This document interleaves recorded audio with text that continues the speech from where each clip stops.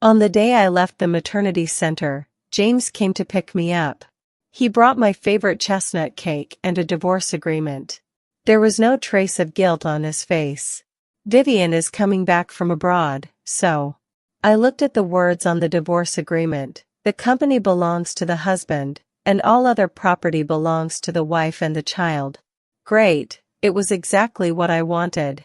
But I still slightly furrowed my brows and pretended to look displeased. James, we built this company together through years of hard work. Are you in such a hurry to kick me out? James handed me a pen. You know, we founded this company to fulfill Vivian's dream. So apart from the company, I can give you everything else.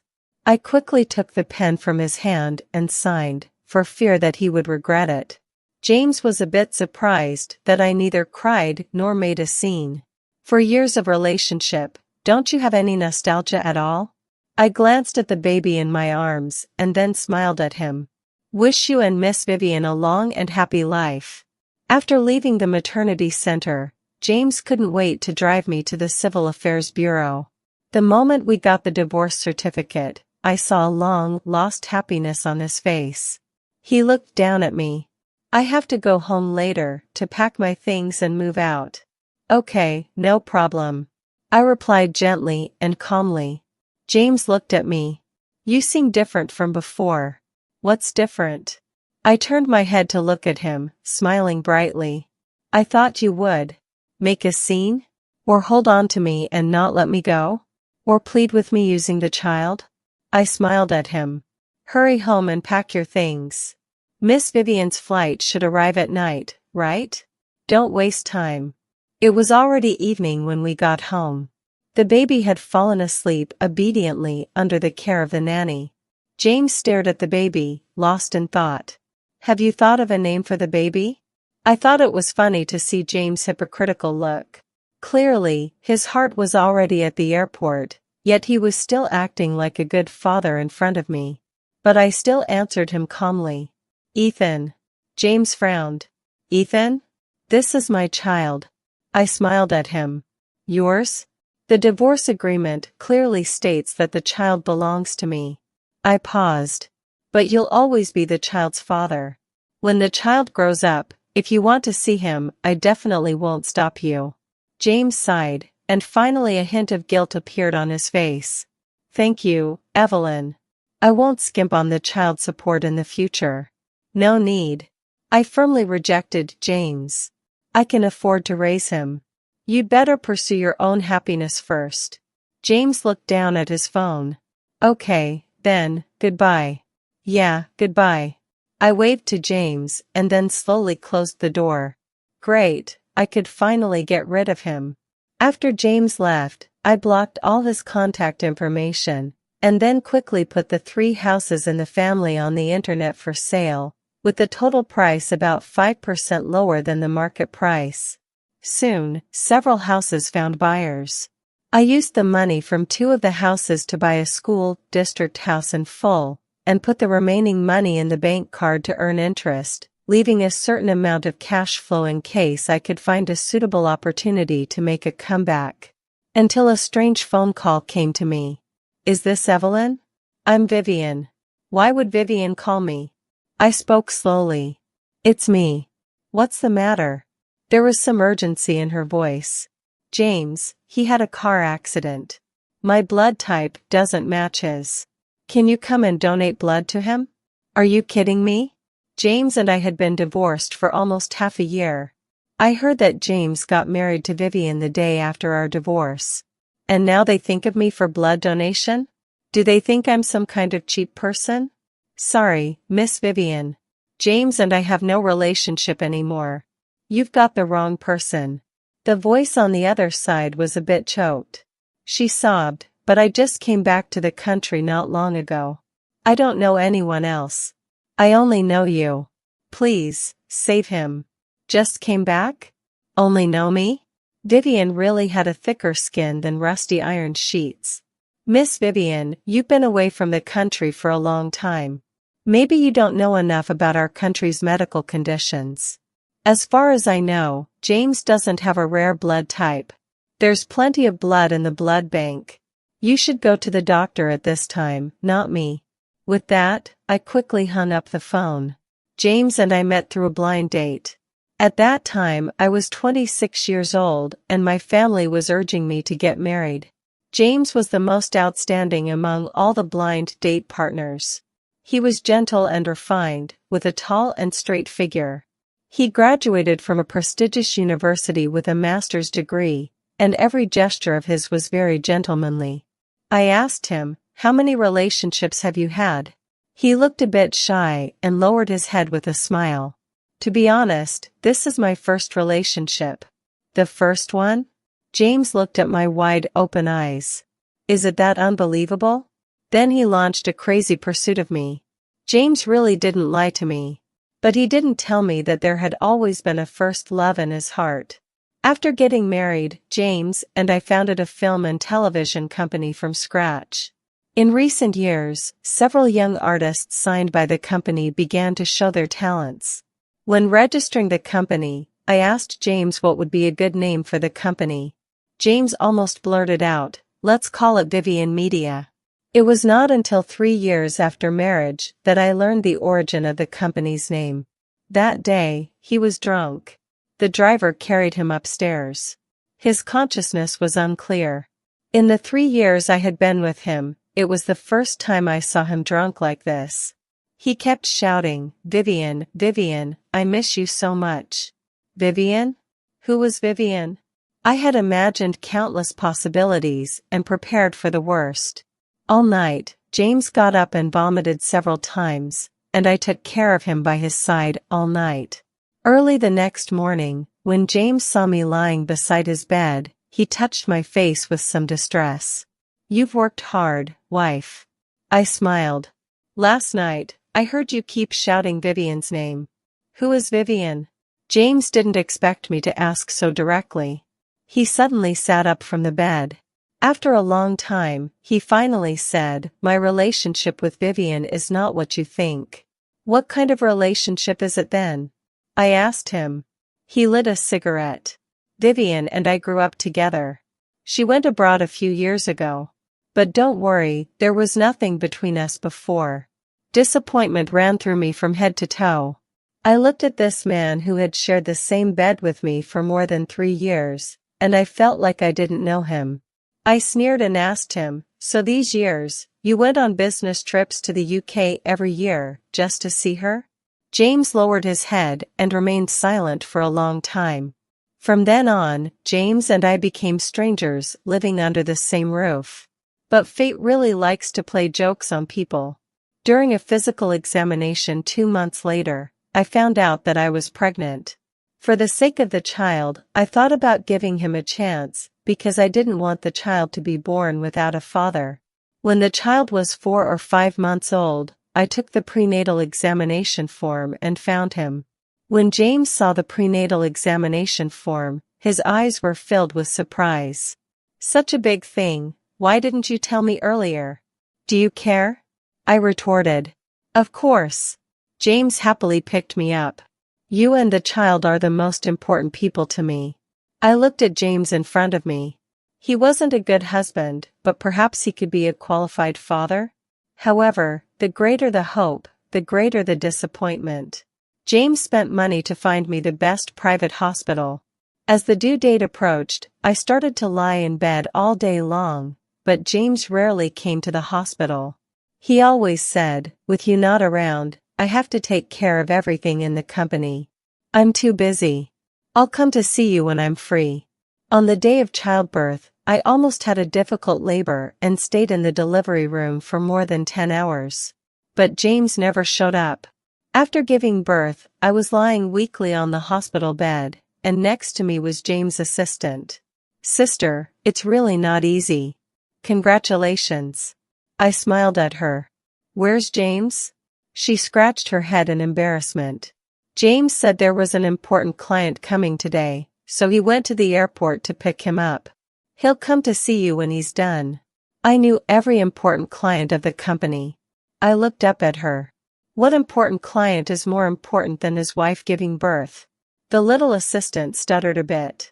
"James didn't say specifically." You've just given birth and you're still very weak. You'd better have a good rest first. I looked at this young girl, who seemed to have just graduated from college, and didn't want to make things difficult for her anymore. Okay. It was not until the third day after giving birth that I saw James. He brought a large bouquet of flowers and held them in front of me. Wife, you've worked hard. Then he lowered his head and kissed my forehead. Then he looked at our son next to him. My son really looks like me. Looking at James beside me, I just felt disgusted. The emotions that had been brewing for a long time finally erupted at that moment. My tears couldn't stop flowing, pattering onto the quilt, which really startled James. I sobbed as I said, "James, where have you been these days? Don't you know that I was in labor for more than 10 hours and almost died on the operating table? You once said that I and the child were the most important people to you. Why couldn't you be by my side?" As I spoke, I was already sobbing uncontrollably, but I cried even louder. I had to act this out for James. Because only in this way could I make James feel more guilty in his heart. I was already weak, and with this crying, my face started to turn pale. James, I can't stop you from having someone else in your heart. If you think I'm redundant, I can stop being Mrs. James. But can you give a little bit of your love to me and the child when I need you the most, even just a little bit? James frowned, his face solemn. I'm sorry, Evelyn. I'm sorry to you. I turned my head, wiped the tears from my face, and then forced a smile at him. Don't say you're sorry. You're my husband, the father of my child, and the person I love the most. Saying these words made me feel sick to my stomach, but they were very effective on James. From that day on, James started to often visit me and the child in the ward, acting like a good father. But every time he came, I would cry, crying about how hard it had been for me, crying about how much I had experienced in accompanying him to start the business and build the company over the years, and crying about how much I loved him. Because I knew that with his personality, he would soon get tired of hearing it, and then he would miss how good his first love was even more. This would bring him one step closer to taking the initiative to mention divorce to me. And these words of mine were like PUA to him. When he mentioned divorce to me, he would feel more guilty and give me more compensation. But what James didn't know was that I knew about every meeting between him and his first love in these months. Ever since I knew about Vivian's existence, I had hired a private detective. I knew every time Vivian's plane landed. Finally, after I had cried for 40 consecutive days, James finally exploded. He shouted at me, "Evelyn, are you annoying? It's the same thing every day. You're not tired of saying it, but I'm tired of hearing it. I didn't realize before that you're such a difficult person. Look at the whole hospital. Is there anyone as unreasonable as you? You're just like a shrew. Am I being unreasonable? A shrew?" I forced down the anger in my heart and asked him in a low voice, "What do you want?" James was silent for a long time. "Let's get a divorce. I'll bring the divorce agreement tomorrow." With that, he turned around and strode out of the ward. But what James didn't know was that I had already made up my mind to divorce him. Because he didn't have much time left to live. Pulling my thoughts back from the past, I kept pondering the intention behind Vivian's call to me. Clearly, the doctors could handle it. Why did she still call me? It had been more than half a year since we got divorced, and we had been keeping our distance from each other. Why did she think of calling me now? I put on a beautiful makeup, tidied myself up carefully, and then dialed the number of James' little assistant. I heard James had a car accident? Is it serious? Which hospital is he in? The little assistant was a bit surprised by my seemingly concerned question. She paused. He's in the 3rd hospital. Are you going there? Yeah. Miss Vivian called me and asked me to go there to donate blood. I thought I'd just do a good deed. After all, we were husband and wife, and there's still some affection left. Hearing me say this, the person on the other side seemed to breathe a sigh of relief. Okay, sister. James is in Ward 302. Do you need me to tell James for you in advance? No need. With that, I hung up the phone. I really wanted to see what Vivian was up to. When I entered Ward 302, only James was lying quietly on the hospital bed. There was a bandage on his head, but I didn't see any other injuries. I saw that he was looking out of the window all the time and didn't notice me coming in, so I gently knocked on the door from the inside. James slowly turned his head and his eyes widened when he saw me. "Evelyn? Why are you here?" I smiled gently at him. "Miss Vivian called me just now and said you had a car accident and needed a blood transfusion, so I came to have a look." A glimmer of light flashed in his lonely eyes, but it disappeared in a flash. "Thanks for your concern. I'm fine. Where's Miss Vivian? She should be paying the bill." "Oh. Well, if you're okay, I'll leave now." With that, I turned around and left. "Where did you move to? I've been unable to find you." James' voice came from behind. I turned my head and looked at him with a smile. "Why are you looking for me?" His eyes dodged, and he quickly looked away when they met mine. I want to see the child."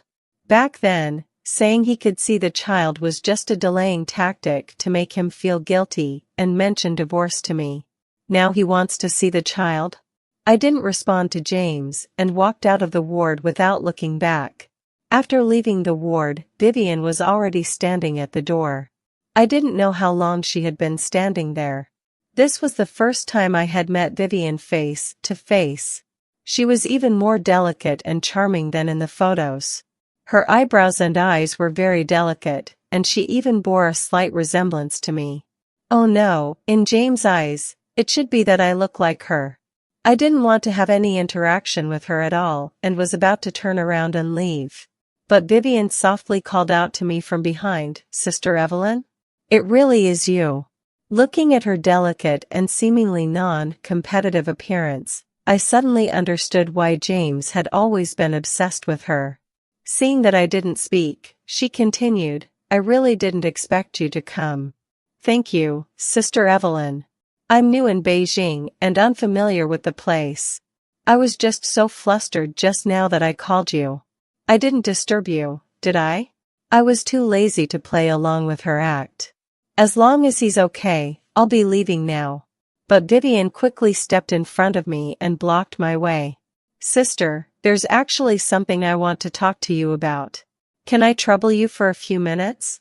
Humph, I knew Vivian must have had an ulterior motive for calling me here. "What is it?" I said, forcing a grin at Vivian.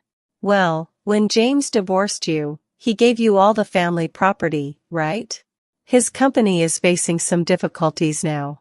You know, James definitely wouldn't have the nerve to talk to you about it, but could you help him?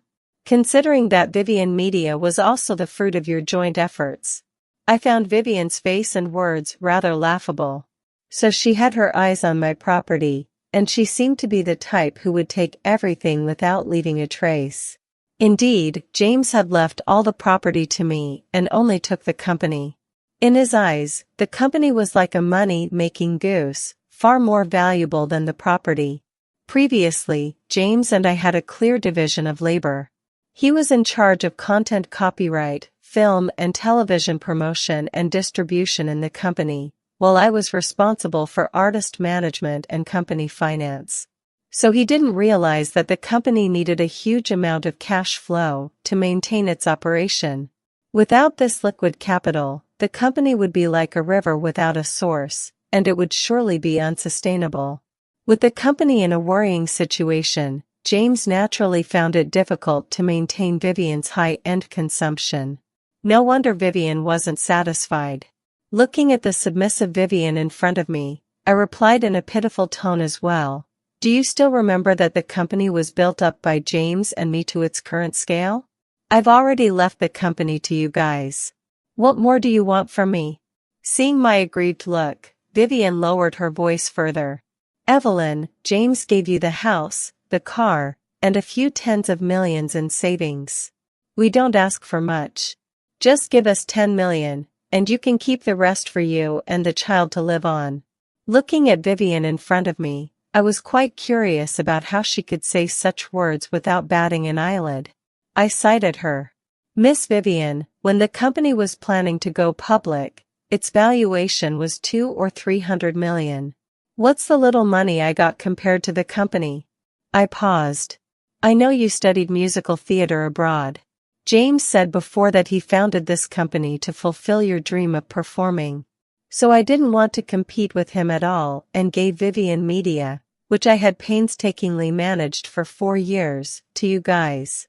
From what you said, is there something wrong with the company? Upon hearing this, Vivian slowly said, you know, running a company requires money everywhere. Even for the sake of James being the father of your child, you should help him. As she spoke, Vivian took out a piece of paper from her pocket. This is the bank card number. You can just transfer the money to this card. Vivian really had her plans well laid out. She even had the card number ready for me. She knew better than me whether the money was going to the company's operation or into her own pocket. I looked at Vivian and sighed several times. I really want to help you guys. But unfortunately, I've invested all my funds in trusts, and I don't have any money at hand right now. Then I looked at Vivian with an apologetic expression. I only have 30 or 50,000 yuan at hand currently. If you need it, I can lend it to you to tide you over, and you don't have to rush to pay it back. Vivian's eyes widened like bells. Sister, how could that be? Don't be joking. I looked at Vivian gently. It's really not that I don't want to help. I'm really helpless right now. Look, you asked me to come and donate blood, and I came right away. If I could help, I would definitely do it. Seeing that I wouldn't budge, Vivian suddenly changed her expression. She turned hostile faster than turning a page. She snorted, Evelyn, stop acting. If you don't want to give the money, just say so. Don't put on this false act. Vivian really couldn't hold her temper. She showed her true colors so quickly. I lowered my head and took out a business card from my bag. This is a financing institution. They invested in Vivian Media when the company was first established. You can try to talk to them. Vivian's eyes flickered as she took the business card from my hand. You really want to help us? Of course. Don't you hate me? Everyone has the right to pursue their own happiness. James loves you, and it's better for all three of us if I let go. Don't you think so? After saying that, I paused again. I think James doesn't look well. It's best to arrange a full body check-up for him and have a thorough physical examination. With that, I turned my head and walked out of the hospital. Outside the hospital, I threw the bank card number Vivian gave me into the trash can and then took out an alcohol-soaked tissue from my bag to wipe my hands. Vivian actually asked me if I hated her? It was ridiculous. Was there any need to hate? After all, her precious James was just a dying man. Who cared? As the child grew up day by day under the joint care of my mother and the maternity matron, I finally had the time to resume my career. During this period, from time to time, some of the artists I had previously managed would complain in our chat group. Sister, Vivian Media is a complete mess now. That new Vivian, I heard she studied musical theater abroad and doesn't know how to manage it all, but the boss listens to her in everything. The company's project funds are really tight now. We have to watch others' faces even when going on a variety show. There was a company that was interested in investing in us before, but after several rounds of talks with Vivian, for some reason, the deal fell through. Yeah, if this goes on, we'll all be finished. I've already lost 2 endorsements. Calculating the time, these artists' 5-year contracts with the company were about to expire. I half jokingly and half seriously said, what if I set up a new talent agency to manage you guys? Are you coming? I'm in. Definitely coming. Sister, I've been waiting for this day for a long time. I lowered my head and smiled. These kids were in the rising stage of their careers, and staying in Vivian Media would indeed hold back their future. This time I named the company myself. It was called Evelyn Media. The news that several artists terminated their contracts with Vivian Media as soon as their contracts expired quickly topped the hot search list when the artists posted on Weibo to bid farewell at the same time. I was looking at the artist management contracts in my newly rented office when the phone suddenly rang. It was an unknown number, but I knew who it was. I hesitated for a long time and finally, on the third ring, I pressed the answer button. It was Vivian's voice. "Evelyn, is it really necessary to be so ruthless? It's fine if you don't help me and James, but you even have to poach our people?" I asked her, "What do you mean?" "Stop playing dumb, Evelyn. The so-called investment company you introduced before was probably a plant you hired, right? They asked for the company's original shares right off the bat. Do you think I'm stupid?" She was so angry that she kept spouting curses. "Now, you've even poached all our company's artists. I really didn't expect you to be such a person. I don't know how James ever took a fancy to you back then." I calmly replied to her, "Miss Vivian. Perhaps James didn't tell you that I signed these artists one by one and painstakingly cultivated them. Besides, you know, in this industry, the blooming period is short, and they can't afford to be delayed. As far as I know, the financial situation of Vivian Media isn't very good, is it?" Upon hearing my words, Vivian became even angrier, and her voice decibel increased significantly. "It's all because James gave you all the money when you divorced." I smiled. "That's because he wanted to pursue love. What a sincere and beautiful love it is. Enough for him to abandon his wife and child and give up everything. He deserves all this. We have nothing to talk about. If there is anything, it's not with you." With that, I hung up the phone. Counting the days, I wonder how James is doing. Judging from this situation, Vivian didn't take my words to heart last time and didn't make an appointment for James to have a physical examination. The next time I saw James was at the New Year Film and Television Project launch conference of a certain platform. Vivian was holding James' arm as they appeared at the venue. Her abdomen was slightly bulging, showing a distinct pregnancy. When he saw me, James was about to raise his hand to greet me, but his arm was quickly pulled down by Vivian as soon as he lifted it. I looked at James. His physical condition really didn't seem good. His face was a bit pale, his lips were purplish blue. Although he looked normal on the surface, he was like a hollowed-out scarecrow. During the intermission of the conference, I stopped James at the refreshment area. "Have you had a physical examination recently? You look very tired." James was a bit confused by my words.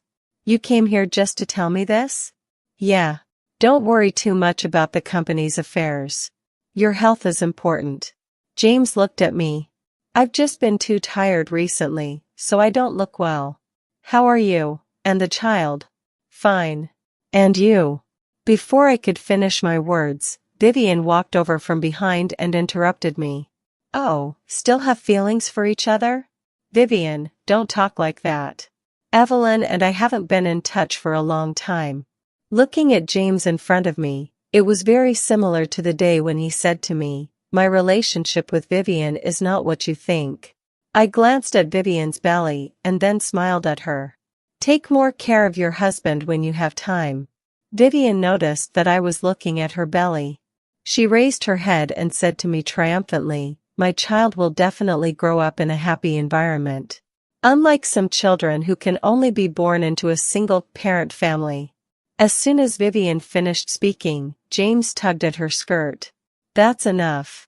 Stop talking." Looking at Vivian in front of me, I just felt a bit sorry for her.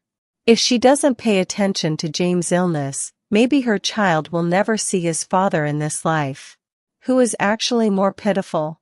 I didn't pay any more attention to Vivian and James in front of me and turned back to my seat. In fact, the company physical examination more than half a year ago was done by James and me together. The company arranged annual physical examinations for all employees, and James and I were no exception. It was also during that physical examination that I found out I was pregnant. James was busy with a project those days, so I picked up his physical examination report for him. The physical examination report clearly stated that there was a large shadow in the lungs of the examinee, suspected to be lung cancer, and it was already in the middle stage. Further examinations and timely treatment were needed. James' phone was turned off. Pregnant as I was anxiously looking for James everywhere with the physical examination report. But the private detective told me that he was with Vivian and even sent me a photo of them having a candle-lit dinner. In the photo, James had a big smile on his face, a smile that he had never shown in front of me. I had been with James for 4 years, and in the end, I became a substitute for his first love, Vivian, in his heart. That night, I put James' physical examination report and the company's annual report together in James' study and sent him a text message. The physical examination report and the company's annual report are on your desk. But James didn't touch that pile of documents until he moved out of the house. His heart was only for his Vivian. Counting the days, if he doesn't get treatment soon, James probably won't be able to survive this winter. Time passed quickly. Under my management, Evelyn Media soon got on the right track. I thought I would have no more interaction with Vivian and James, until Vivian showed up at the door of my office. She looked a bit haggard, but she was still dressed very exquisitely, wearing a loose Chanel suit. When she saw me, she burst into tears directly. "Evelyn, James is dying. My child is about to lose his father, woo-woo." She choked and sobbed. "Why are our fates so miserable?" Vivian actually studied musical theater. If you didn't know, you'd think she studied acting. As she cried, she slumped to the ground, and I slowly helped her to the sofa. "What do you want to talk to me about today?" Vivian looked at me with sincere eyes. "Evelyn, the doctor said James may only have a few months left. I'm thinking of taking James to Switzerland for convalescence later. James loves the scenery there the most. This way, he can be happy before he leaves." She paused. "After that, we probably won't be able to take care of Vivian Media. I thought that Vivian Media was the fruit of your joint efforts, so I want to entrust Vivian Media to you." "Entrust it to me? What kind of play is this again?" Looking at Vivian's tear-streaked face, I felt a bit of pity. "Entrust it to me? You're not planning to come back from Switzerland?" "Yeah, I won't come back in the future." I looked at Vivian. "What do you mean by not coming back?" Vivian slowly took out several stapled A4 papers from her bag. "Evelyn, your new company is doing very well now. Why don't you take over Vivian Media and run them together?